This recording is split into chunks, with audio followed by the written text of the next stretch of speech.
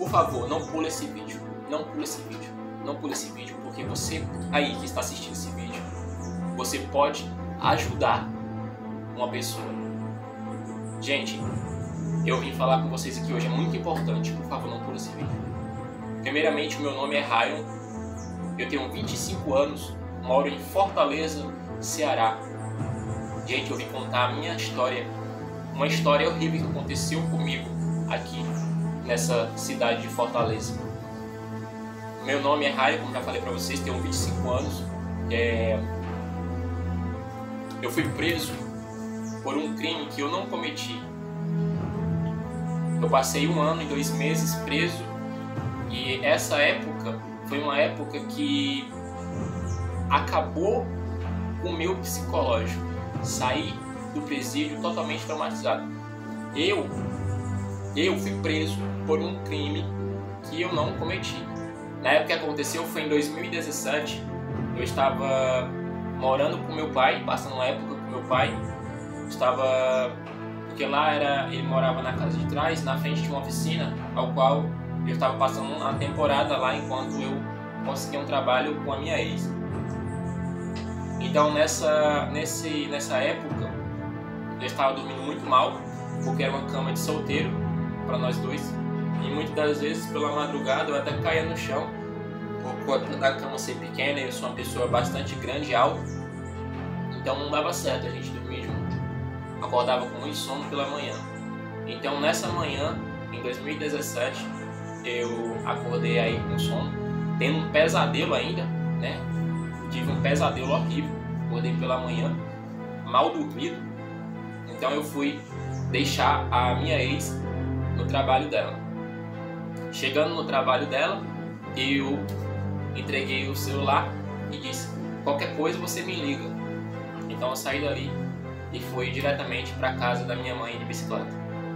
Chegando na casa da minha mãe, coloquei a bicicleta ali na área, fui para dentro, perguntei se ela tinha feito café. Ela não fez. Então eu me deitei para descansar um pouco. E estava percebendo que eu ia começar a dormir novamente, porque tinha dormido muito mal. Então ela começou a falar coisas que não me agradaram. Começou a falar algumas coisas que me entristeceram. E então eu acabei me levantando para poder sair daquela situação e ir lá para minha tia. Porque lá na minha tia tinha as camas dela, tem as camas dela até hoje, tem as camas dela lá, e eu posso dormir tranquilo. Então, quando eu me levantei para pegar a bicicleta, quando eu toquei na bicicleta para colocar a bicicleta para dentro da casa da minha mãe, para deixar a bicicleta encostada lá, para depois ir para minha tia, na hora que eu toquei na bicicleta, uma voz falou no meu ouvido. Não foi uma voz audível, mas foi uma voz que eu ouvi no subconsciente. Falou: não sai agora, porque se você sair agora, você vai ser abordado pela polícia. E eu, como tinha costume de andar para lá e para cá de bicicleta, da forma inadequada, porque naquela época eu não estava trabalhando, não tinha condições nem para ter um celular, minhas roupas eram todas inadequadas, né?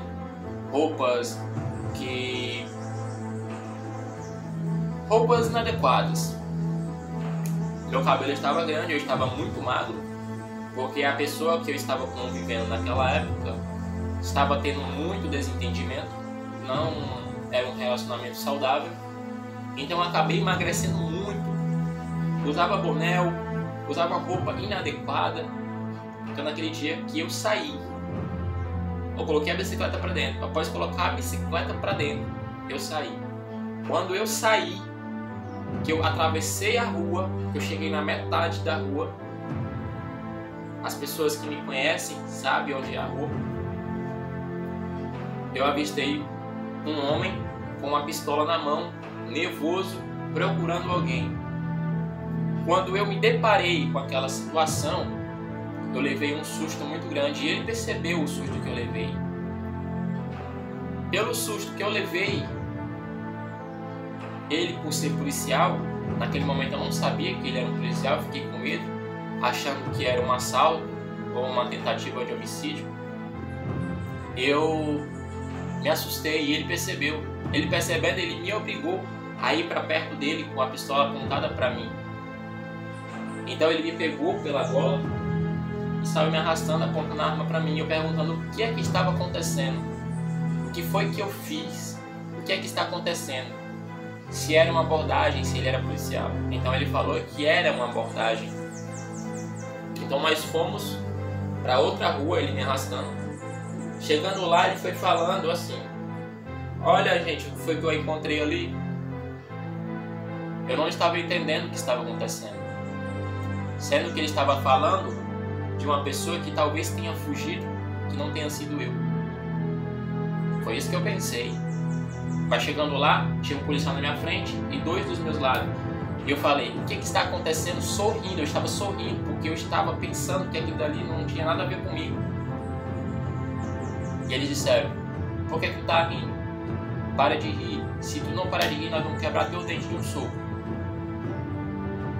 Então eu comecei a perceber que aquela situação estava começando a ficar séria. Logo após isso, eles mandaram colocar a mão na cabeça, né? Chutaram as minhas pernas para abrir minhas pernas à força. Pegaram a minha carteira, abriram, jogaram todos os meus documentos e carteira no chão, no meio da pista, do asfalto. Logo após isso, me ajoelharam, disseram: se ajoelha, se tu não se ajoelhar, nós vamos te ajoelhar à força. E mediante a isso, vinham passando pessoas ali da região onde eu moro que me viam, passavam, não falavam nada.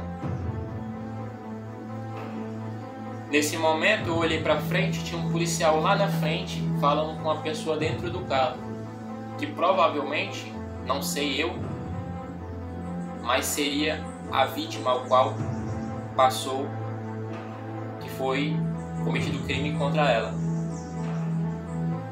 Então lá da frente mesmo o policial falou: é ele aí, ó, é ele mesmo, pode algemar. Então naquele mesmo momento a minha ficha caiu, meu mundo desmoronou, porque eu não estava entendendo o que estava acontecendo e estava percebendo que a situação estava séria. E naquele momento eu estava sendo preso por um crime que eu não cometi.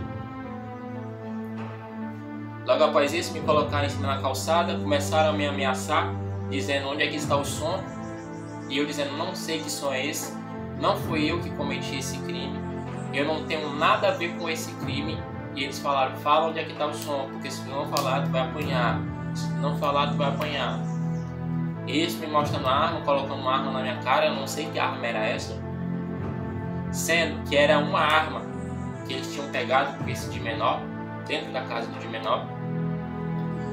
E com isso, a minha mãe vinha vindo da esquina, ela veio, chegou e começou a falar com os policiais enquanto eu gritava que não fui eu, falava que não fui eu. E eu disse para minha mãe: mãe, chama o Kelton, o Kelton sabe quem eu sou. Nesse exato momento, o policial que estava encapuzado de balaclava, conversando com a minha mãe, disse: Kelton, e falou uma palavra de baixo calão e me deu um chute nas minhas costelas que eu quase voei, ok? E nessa situação eu comecei a chorar, porque eu não sabia o que estava acontecendo ainda, não tinha caído a real para mim ainda que eu estava sendo preso por um crime que eu não cometi. Então os policiais me arrastaram para dentro de uma casa e me colocaram de frente para um homem que eu não sabia quem era. Eles me perguntaram: tu conhece essa pessoa? Eu disse: não conheço. Então eles me arrastaram para outro local. A parede de trás de dentro dessa casa tinha outra casa. Eles me levaram para trás dessa parede. E o policial disse que era o próprio capeta. Ele falou: eu sou o próprio capeta hoje. Hoje você está na mão do capeta. Então ele pegou um revólver e começou a girar o tambor. E disse: se tu não falar a verdade, eu vou atirar na tua cabeça. Então eu fiquei muito nervoso. Porque eu não sabia se ele estava falando a verdade ou mentindo. Então ele colocou a arma na minha cabeça. Nesse momento, ele começou a falar: fala a verdade, fala a verdade. E eu comecei a gritar, dizendo que não era ele, que o revólver estralou. quando eu escutei o estalo do revólver, eu comecei a vomitar, porque eu passei muito mal.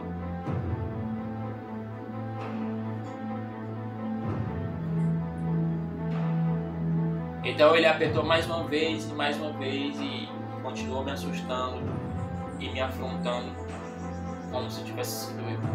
Então ele falou: vai pra ali que eu vou te matar. Lá dentro dessa casa tinha um local que era cheio de árvores e um terreno de terra. Desculpa, gente, tá assim que eu tô passando mal.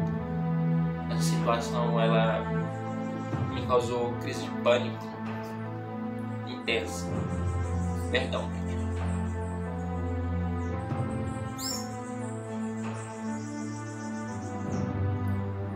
Então lá no meio desse mato ajoelhado, gritando, dizendo que não era eu, batendo no chão, dizendo que não era eu. O policial colocou a arma na minha cabeça, essa mesma arma que colocou na minha cabeça.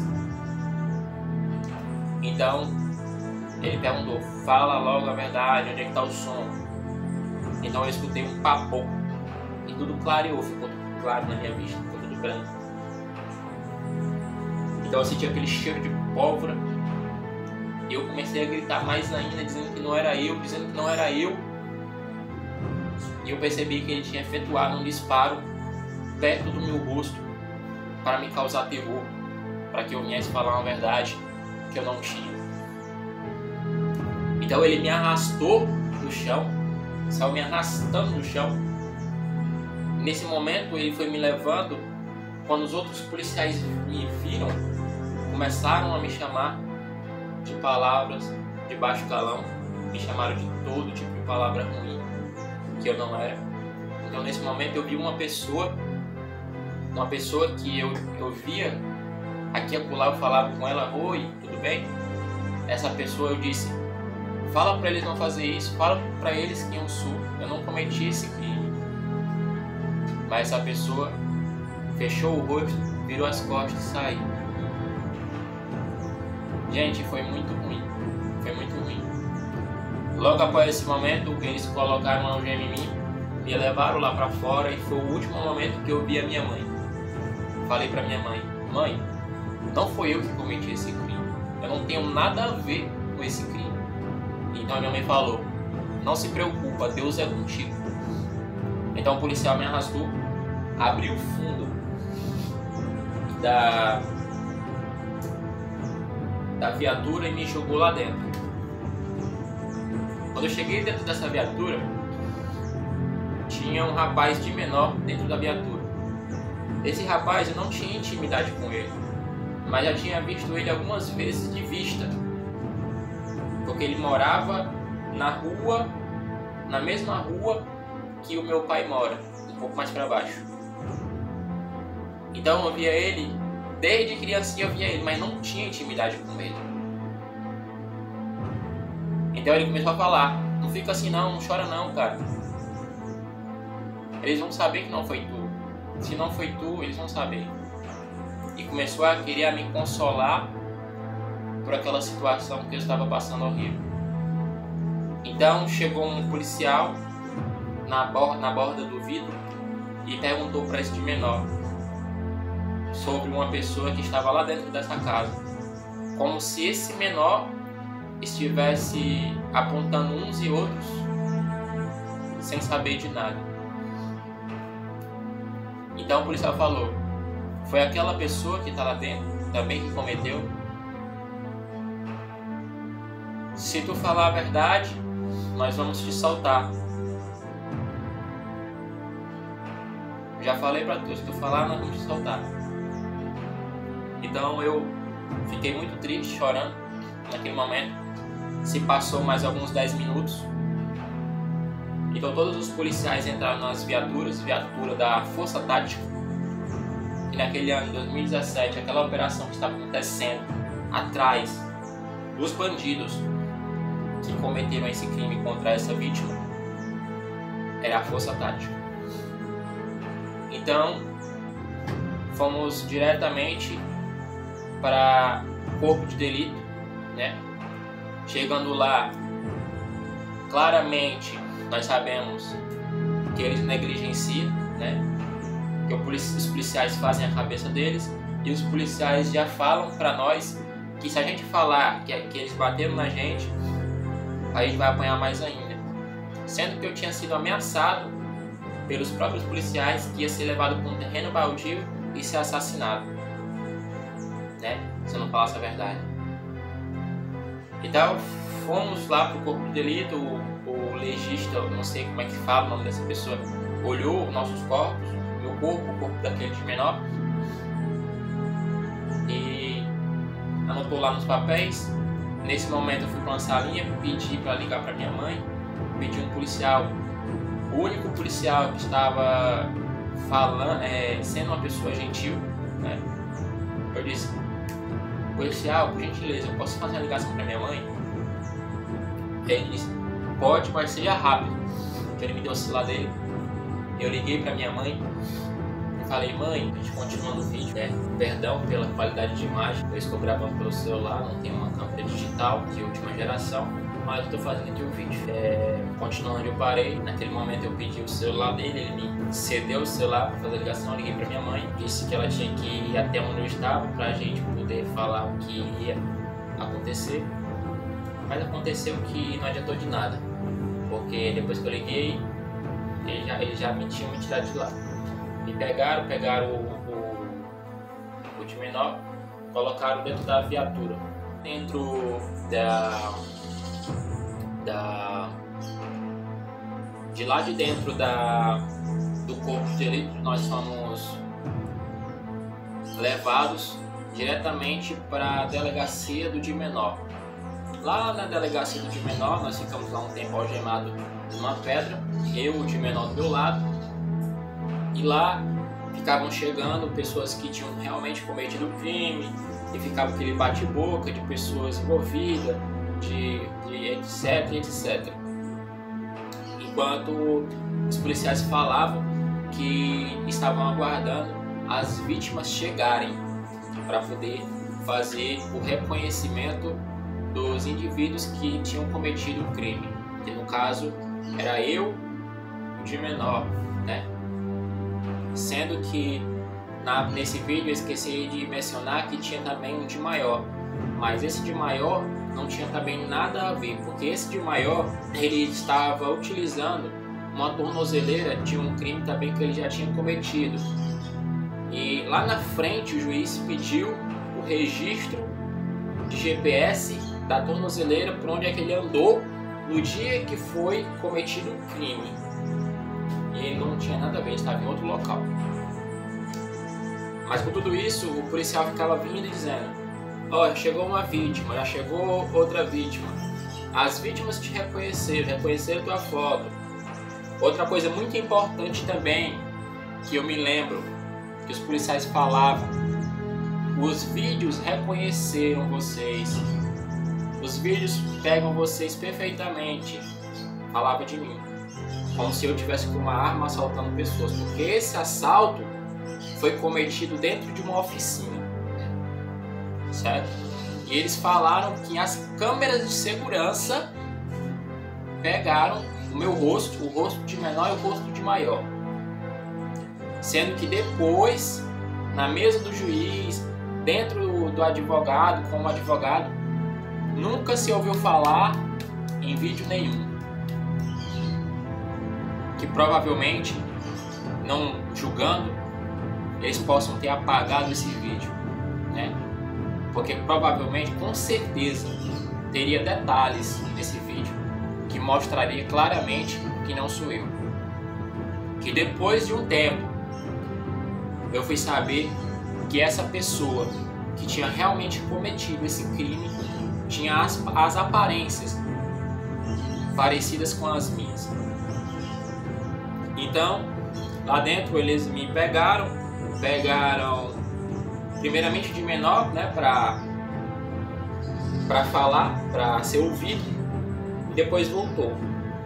Depois foi eu. Quando me levaram lá para dentro, me colocaram diante de um escrivão, ou foi delegado da delegacia lá, não sei quem era.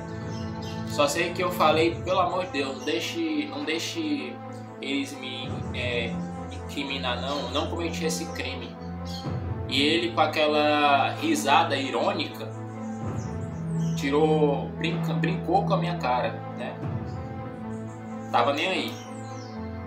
Então ele colocou uns papéis em cima da mesa, né? Eu, por ser uma pessoa jovem, né, e perdi muito tempo com coisas que não me acrescentavam nada, eu era uma pessoa muito ingênua. Então eles colocaram papéis e mandaram assinar. Então eu acabei assinando por conta do desespero, da euforia, do medo, querendo sair logo daquela situação, achando que eu ia ser solto. Eu acabei assinando aqueles papéis, sendo que aqueles papéis que eu assinei eram a testificação dizendo e confirmando que eu cometi aqueles tais crimes que eles estavam me acusando. Então eu acabei assinando. Não sabia o que é, só vim saber depois. Daí então tinha um policial atrás de mim, o único policial que era uma pessoa que demonstrava ser uma pessoa boa. Eu falei pra ele: cara, não deixa você comigo, não sabe quem eu sou, tu vê nos meus olhos que não foi eu que cometi esse crime. Aí ele disse assim: cara, eu vou te levar, a gente vai te levar para a sala do reconhecimento. Se as vítimas não te reconhecer, tu vai ser liberado. Vai sair daqui hoje. Então ele me pegou, me levou para uma sala onde tinha um espelho, né? Um espelho que só dá para ver de um lado. Com certeza as vítimas estavam do outro lado. Eu não sei quem são essas vítimas, mas com certeza são pessoas que foram usadas pelo diabo, cegadas pelo diabo para falarem que foi eu, ou pelo fato da forte emoção, da euforia, do medo, se confundiram com o meu rosto e disseram que foi eu. Ali então me tiraram de lá, levaram lá para a pedra de novo, junto com o de menor, e falaram que eu fui reconhecido e que agora eu seria levado para outra delegacia. Então dali nós fomos tirados e colocados na viatura e fomos levados para delegacia. A gente foi transferido para o 4º distrito aqui do São João do Tauape. Lá passamos vários dias na agonia. Só contando algo que eu deixei passar, um detalhe. No momento que eu estava sentado junto com o de menor, veio um policial e falou assim, se referindo ao de menor: tu falou que o cara tinha, lá na hora que tu foi ouvido lá, tu falou que o cara tinha participado? Aí o de menor que estava do meu lado ficou todo errado e falou assim: não falei nada disso não sei o que e tal. Aí eu voando não me toquei dessa situação, mas com certeza eu tinha falado, porque depois, né, meses depois eu vim descobrir, né, que ele foi quem falou contra mim, né, que me apontou como um dos envolvidos, sendo que eu não tinha nada a ver, né? Então ele estava atrás de pessoas laranjas para ser incriminado, para livrar verdadeiramente quem tinha cometido o crime.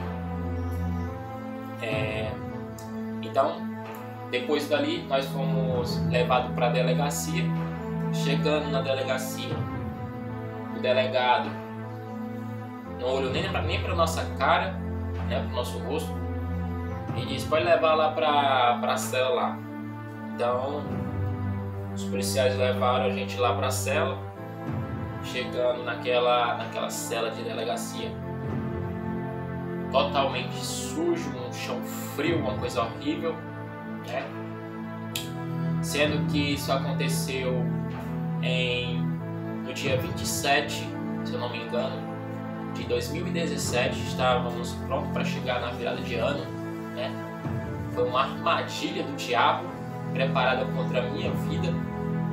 Então foi se passando os dias, eu naquele sofrimento ali, junto com pessoas que haviam cometido crime derradeiramente, né, com criminosos, tendo ali que fazer as minhas necessidades perto daquelas pessoas, né? E com os dias passando, chegou um policial lá na grade e falou: vocês sabem que vocês vão passar a virada de ano aqui dentro, né? Então me deu aquela tristeza no meu coração, porque eu já tinha conseguido passar ali a comemoração do Natal com a minha família e não iria passar ali a virada de ano, e já faziam dias que eu não via nem a minha mãe e nem a minha ex. Então eu fiquei muito triste, chorei muito. Então acabei que passando a virada de ano lá dentro, né, escutei os fogos e tudo mais, enquanto todos estavam em festividade, eu estava lá dentro sofrendo e chorando. E com o passar dos dias, eles conseguiram me tirar lá de dentro, né, e me levaram para uma outra delegacia especializada. Eu não sei o que exatamente, qual é o procedimento lá dentro que eles fazem, mas é como se fosse um tipo de pega de dados para separar você e colocar você para o local certo. Então, depois desse local foi onde começou o verdadeiro inferno.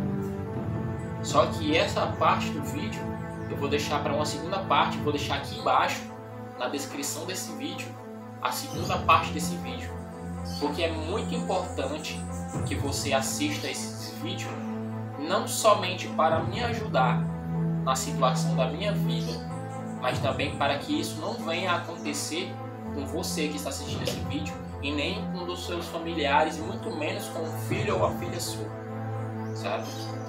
Eu agradeço muito a sua atenção nesse vídeo.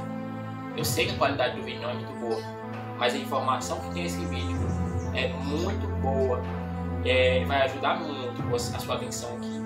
Eu vou estar criando aí redes sociais e vou estar criando páginas a favor de pessoas inocentes. Eu vou estar lutando por essa causa até o meu último dia de vida, porque demorou para mim fazer esse vídeo aqui, demorou. Confesso que eu fiquei com receio de fazer esse vídeo, com medo de represária, com medo disso, com medo daquilo, mas o meu Deus é maior, e mesmo que situações ruins venham acontecer comigo por conta desse vídeo, eu entrego a minha vida a Deus, né? Eu não tenho nada contra as pessoas que fizeram isso comigo. Eu espero que eles possam conhecer verdadeiramente a Deus, se arrepender do que fizeram, né? Mas é uma coisa que estragou boa parte da minha vida, porque logo quando eu saí do sistema penitenciário, eu tirei a minha CNH A e B com o intuito de começar a trabalhar como motorista de aplicativo. E logo mais eu fui investigar a respeito de quais eram os requisitos para trabalhar como motorista de aplicativo, e descobri que quem tem antecedentes criminais não pode participar, não pode trabalhar com isso, porque a Uber liberou para pessoas que tinham antecedentes criminais, que têm antecedentes criminais, trabalhar como motorista. E uma certa pessoa foi lá e estrupou uma jovem dentro do carro, né? Então acabou aí inflamando a imagem de quem verdadeiramente quer trabalhar e mudar de vida, independente dos crimes que eles cometeram, porque ninguém está isento de cometer um crime, né? Todos nós somos falhos, né? E qualquer um pode cometer um crime independente da escala do crime. Eu não cometi, mas existem pessoas que cometeram um crime que verdadeiramente querem mudar. Assim como existem pessoas inocentes que foram presas, que hoje têm um nome sujo, sem merecer isso, existem também pessoas que cometeram crimes, abandonaram a vida criminosa e querem verdadeiramente mudar. Mas o governo não entra com providência para ajudar essas pessoas. Então, acabamos que sofrendo rejeição, humilhação. Tá, esses dias agora eu fui me cadastrar no iFood, mandei a minha foto correta de perfil, mandei meus dois lados da identidade, mandei a minha conta bancária no Nubank, mandei o meu nome completo. Quando foi no outro dia eu fui olhar, eu fui rejeitado. Com certeza, por uma lei rígida que sai atropelando todos os direitos, independente de quem queira mudar ou não. Mas eu já entrei com uma reclamação, já mandei um apelo através do Reclame Aqui. O Reclame Aqui vai se pronunciar a respeito disso e vamos ver aí o que é que eles vão falar.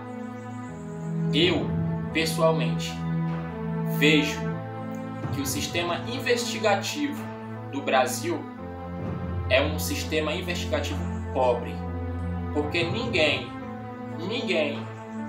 entrou com uma rígida investigação para saber se verdadeiramente eu estava no meio desse crime. Eu sei que muitas pessoas por aí que cometem crimes, quando chegam perante a polícia ou perante o juiz, mentem dizendo que não foram elas, para ver se consegue se safar, sair de boa. Mas eu não cometi. Eu fui reconhecido como um criminoso sem ser. Certo? Então, eu saí traumatizado, cheio de doença, problema no estômago, problema psicológico, né? Saí com medo dos carros, com medo das motos, com medo do barulho, das vozes, dos papocos, porque lá eu escutei muito barulho de tiro, muito sofrimento, muita agonia. Então, é isso, gente. Eu peço a ajuda de vocês. Então se inscreve aqui no meu canal, né? Deixa o seu gostei, né? Deixa o seu comentário sobre o que você acha desse primeiro vídeo. Eu vou dar continuidade falando sobre o que aconteceu. Vou fazer de tudo para que esse vídeo não fique muito extenso, mas eu peço a ajuda de vocês, porque eu vou criar maneiras de me ajudar e ajudar pessoas que estão passando pela mesma situação que eu, porque eu quero trabalhar, eu quero continuar vivendo a minha vida, tendo direitos que um cidadão tem, mas eu estou sendo atrapalhado por essa causa. Então, continua na segunda parte. Eu agradeço muito a presença de vocês aqui no meu canal. Um forte abraço no coração de vocês. Muito obrigado. Que Deus abençoe mais e mais a vida de vocês, a vida da família de vocês e proteja cada vez mais. Em nome de Jesus. Valeu.